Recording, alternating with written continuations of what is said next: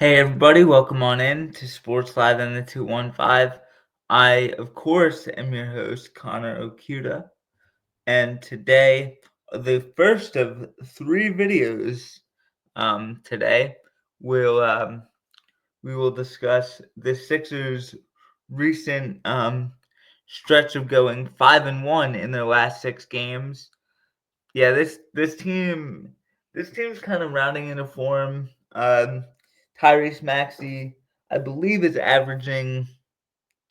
um averaging around or at 29 points per game. So he's um he's becoming the franchise player, or the even maybe even the number two option that the Sixers needed, beside Joel Embiid for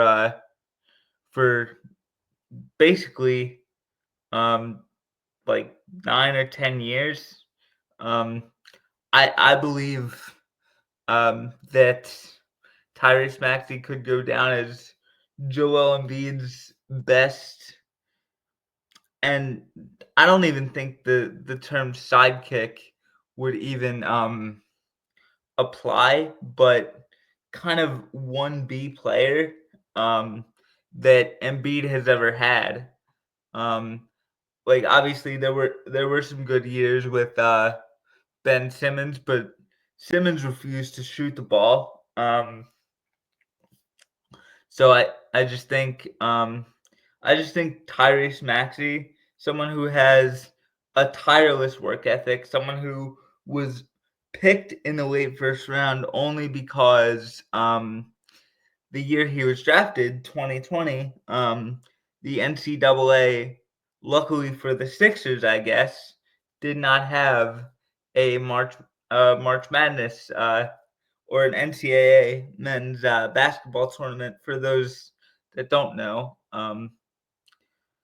the origins of that nickname, it's because like there are a lot of upsets and it can get crazy, and it happens in March. But anyway, if the if the NBA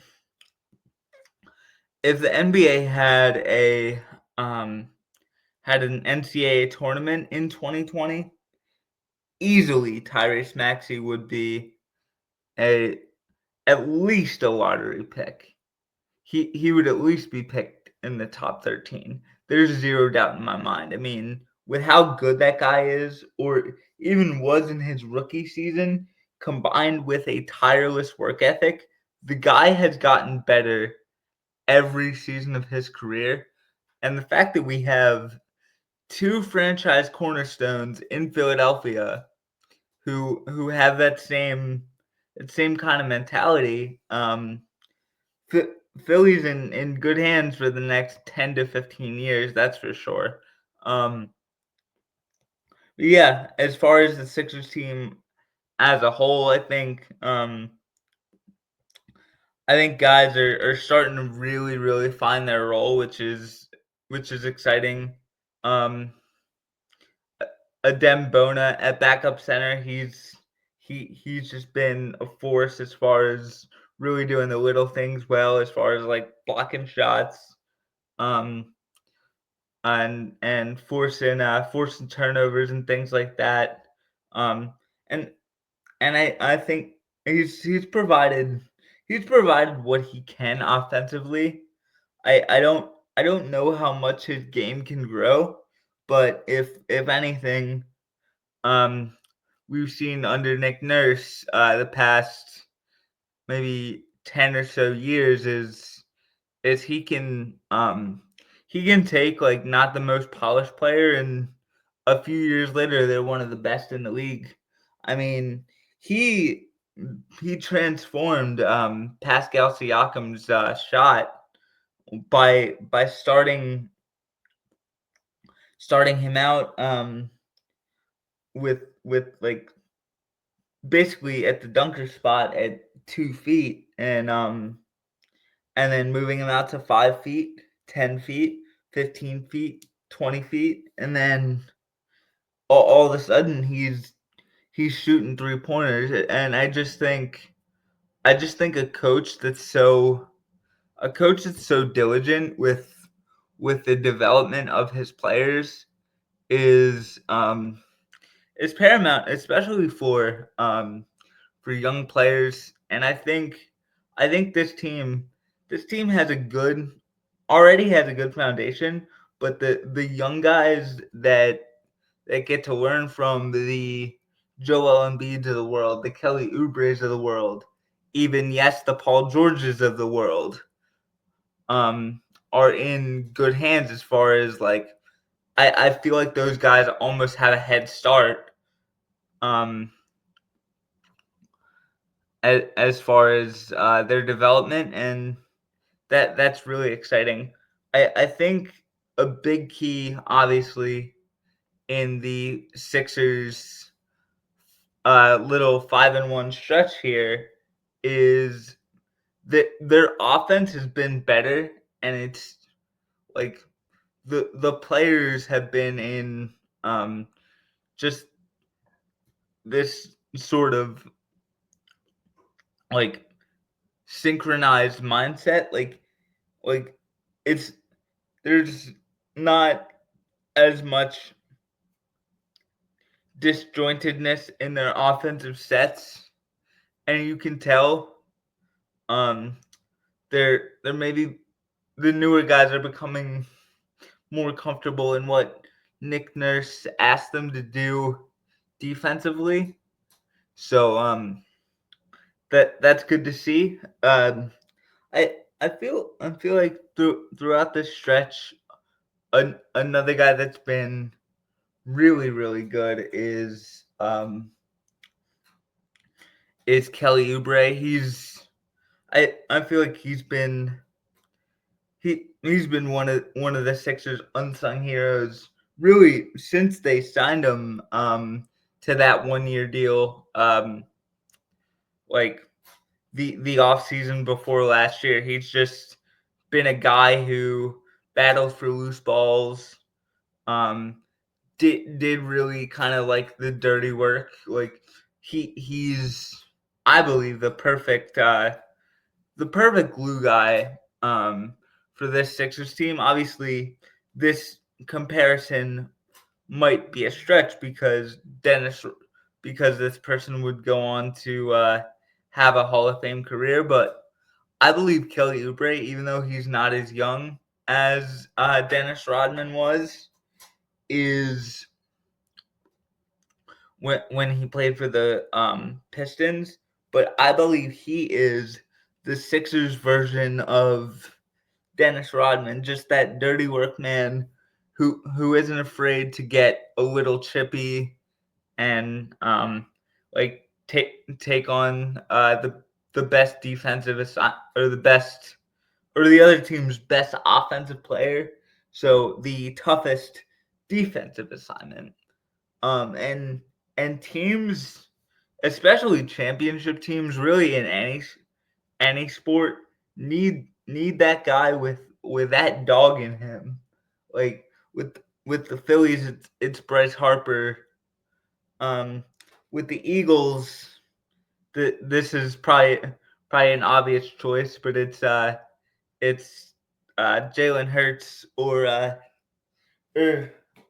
maybe even CJ. It's probably more appropriate to give that to CJ Gardner Johnson. But yeah, like I just feel I feel Kelly Oubre has been um one of the more underrated players in basketball really for a long time. And now that he has, and I use this in quotes, national spotlight of Philadelphia, he is he's able to kind of show his talent, and there's a reason Daryl Morey signed him to that big payday this past offseason to keep him around because again, championship teams need that level of swagger. They need that level of dog in them. If they're to go anywhere, like you need guys like Kelly Oubre. You need those kind of glue guys to hold everybody together, and maybe even if they're able to do this, maybe even unravel the other team's like best player on like a key possession. So I think the signing of Kelly Oubre, I know Daryl Morey's been much maligned for his support of Tobias Harris in the past and all that stuff, but I really think Sixers fans need to give um, Daryl Morey some credit as far as understanding what this team needs and going out and getting it in the free agent market. And that's huge because with a GM like Daryl Morey, the Sixers will always remain they'll always remain some form of competitive, and not like I don't believe purgatory competitive. I believe like genuinely competitive for like the top four like playoff spots. Maybe not this year, but in most years they'll be competitive around they'll be around the top of the Eastern Conference. And yeah, I think I just think if this team can keep up this level of play, we can maybe surprise some people when we do get to the playoffs, because like early to recently in the season, like this team looked dead in the water. So the Sixers players, the organization, and fans really needed this 5-1 stretch to kind of settle themselves down and say, okay, we are good. And I think I think the Sixers can keep it rolling, and if they do, I believe they'll be a tough out in the playoffs.